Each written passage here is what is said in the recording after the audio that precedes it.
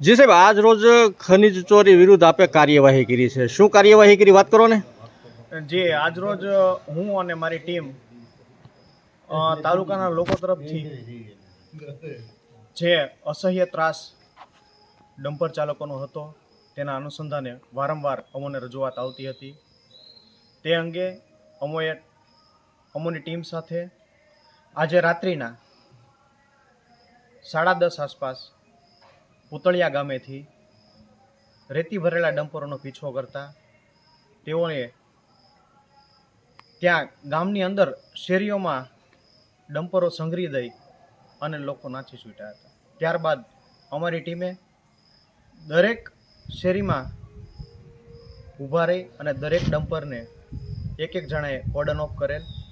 એમાં મારી ટીમ, હું અને સાથે પોલીસનો પણ સહકાર રહેલ છે, કેમ કે 112ને તાત્કાલિક આટલા બધા ડમ્પરોને એકસાથે પકડવા એ પણ અશક્ય હોય, એટલા માટે પોલીસનો પણ સાથે અમે સહયોગ માગેલ છે અને તેઓ દ્વારા પણ અમને હેલ્પ કરવામાં આવેલ છે.